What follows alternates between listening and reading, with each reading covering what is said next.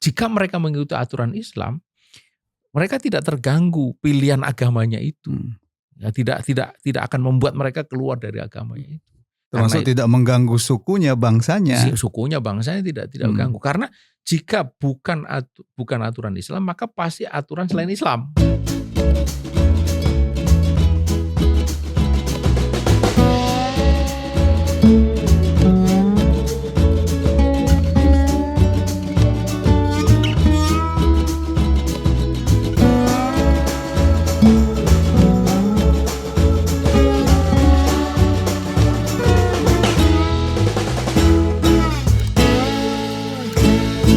Bismillahirrahmanirrahim. Assalamualaikum warahmatullahi wabarakatuh. Pemirsa yang dirahmati Allah Subhanahu wa taala, kembali kita bertemu dalam program Focus to the Point. Kali ini kita akan membahas salah satu topik dalam buku Khilafah, Memahami Sistem Politik dan Pemerintahan Islam. Assalamualaikum Ustaz. Waalaikumsalam warahmatullahi wabarakatuh. Dalam buku Khilafah, Memahami Sistem Politik dan Pemerintahan Islam, saya tertarik dengan bab yang membahas cara khilafah merawat kebinekaan. Ya. Padahal selama ini kan tudingan terhadap khilafah itu mengancam kebinekaan. Ya. Bagaimana Ustaz Ismail bisa menjelaskan ini? Iya, baik. Bismillahirrahmanirrahim. Assalamualaikum warahmatullahi wabarakatuh. Kebinekaan atau pluralitas kemajemukan itu satu sunatullah. Allah menciptakan manusia itu beragam-ragam.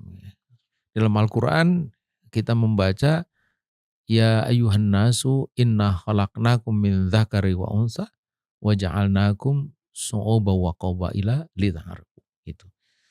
Jadi Allah itu menjadikan kita itu bersuku-suku, berbangsa-bangsa, bersuku-suku dan berbangsa-bangsa untuk saling mengenal. Jadi keragaman ras, suku, bangsa, bahasa, warna kulit itu satu hal yang sebagai satu sunatullah.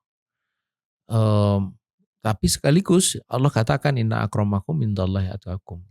Orang yang paling mulia di antara kalian itu orang yang paling bertakwa. Jadi bukan ras ini lebih mulia daripada ras itu.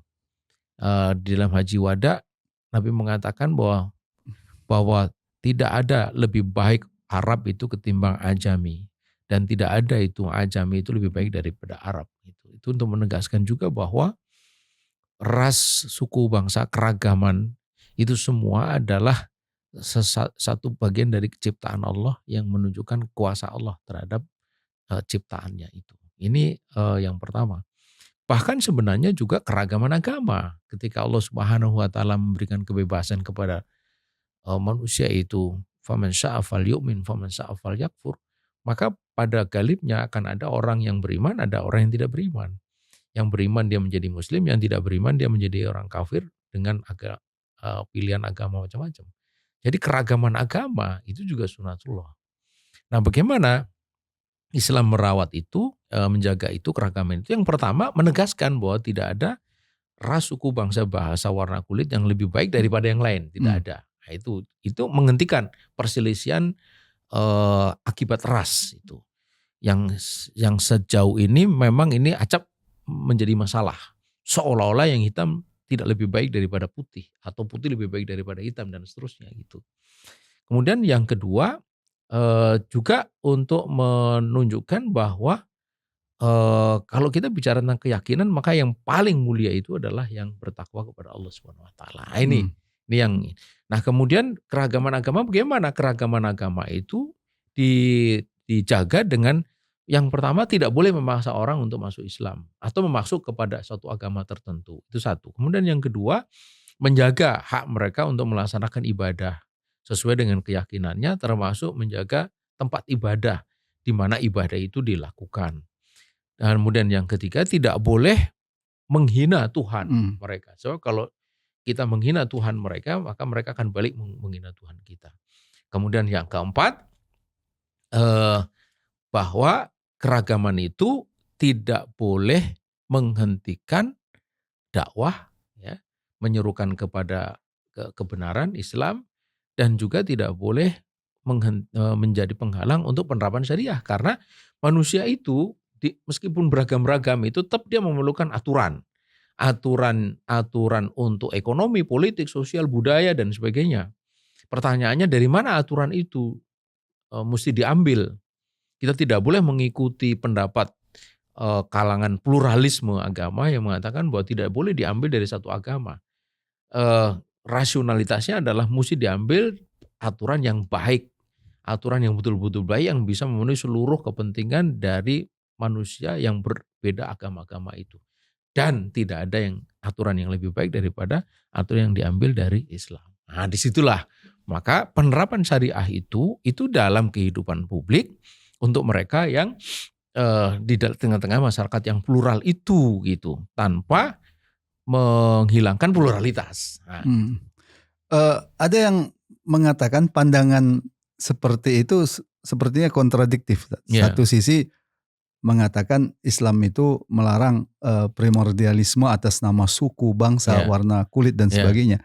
Tapi sisi lain Islam dalam sistem pemerintahan Islam mengatakan yang diterapkan itu syariah, wajib Islam, wajib syariah Islam, ya. Dan yang terbaik itu adalah Islam. Ini dianggap sebagai suatu kontradiktif. Sekilas mungkin tampak kontradiksi, tapi sebenarnya kalau dipahami tidak. Kenapa? Karena pluralitas itu tidak terganggu dengan penerapan syariah. Kalau pluralitas itu terganggu oleh penerapan syariah, baru kita sebut kontradiksi. Yang ada adalah sebenarnya dalam pluralitas itu kan pilihan pribadi dalam kehidupan pribadi, ya kan? Dia menjadi Muslim atau tidak Muslim, itulah pilihan pribadi. Tetapi ketika dia sebagai anggota masyarakat, dia hidup memerlukan aturan bersama untuk ekonomi, politik, sosial, budaya dan sebagainya itu, maka yang diperlukan adalah aturan yang baik itu apa gitu. Nah, disitulah syariah itu mengatur kehidupan masyarakat itu. Yang jika mereka mengikuti aturan Islam, mereka tidak terganggu pilihan agamanya itu. Ya, tidak akan membuat mereka keluar dari agamanya itu. Termasuk tidak mengganggu sukunya, bangsanya. Sukunya, bangsanya tidak mengganggu. Karena jika bukan aturan Islam, maka pasti aturan selain Islam. Aturan selain Islam ya diambil dari, kalau enggak sekarang kapitalisme ya sosialisme. Kalau kapitalisme dan sosialisme itu sudah terbukti, sudah proven, ini menimbulkan keburukan bagi semua. Bukan hanya orang Islam, tapi juga orang-orang selain Islam gitu. Jadi sesungguhnya malah justru akan merusak pluralitas itu, seperti yang terjadi sekarang ini di Eropa misalnya, ada penindasan terhadap agama tertentu. Di Prancis muslimah tidak boleh pakai burdah gitu. Kenapa?